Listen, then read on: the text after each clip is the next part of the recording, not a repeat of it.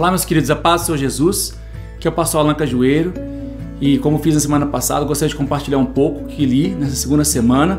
Nós lemos Mateus 17 a 28, Marcos 1 e 2 e os Salmos 7 a 12, e quando eu fui rever minhas notas, eu vi que era muita coisa, e eu vou fazer 3 episódios hoje com o que eu li essa semana. Então, você possa refletir nesses 3 videozinhos. E eu começo vendo uma informação importante lá em Mateus 18, 6 a 7, em que Jesus ele mostra a importância de preservarmos o nosso testemunho. Ele sabe que o escândalo vem, a diferença de opiniões vem, mas ai daquele por quem o escândalo vier.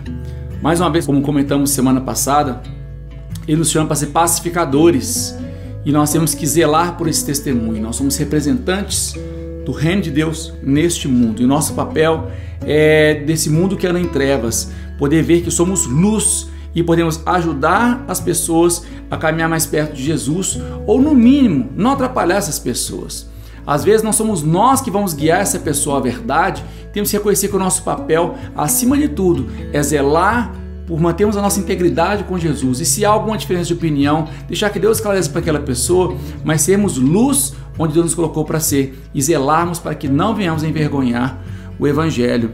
Também em Mateus 18 eu comentei, fiz até um post no meu Instagram com um textozinho sobre isso, eu tenho publicado versículos diários lá, se você quiser acompanhar, e eu coloquei sobre os 3 níveis de como lidar com a ofensa de um irmão. Quando alguém nos ofende, a gente tem uma atitude, mas o que fazer quando ofendemos? E o que fazer quando somos ofendidos?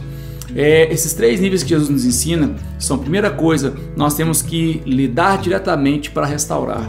O objetivo de lidar diretamente não é para questionar, não é para jogar a verdade na cara da pessoa, a nossa verdade, mas Jesus fala assim, você vai ter diretamente com ele e você restaura o irmão.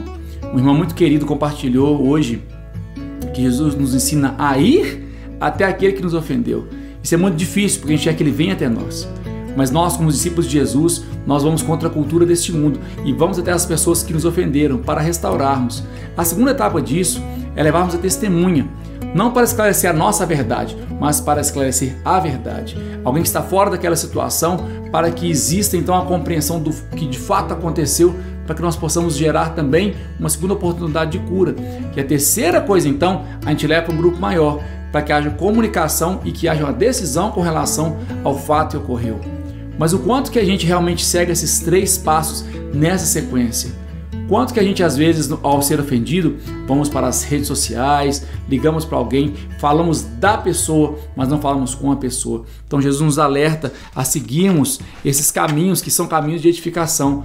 Confrontar a pessoa para buscar restauração, buscar uma testemunha para esclarecer a verdade, e então comunicar para um terceiro grupo que possa ajudar a resolver aquele impasse.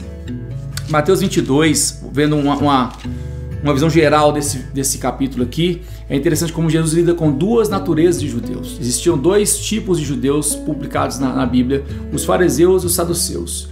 Os saduceus, eles tinham uma resistência à ideia de uma ressurreição no final da vida, eles criam numa vida, numa além-vida, mas não numa ressurreição de mortos.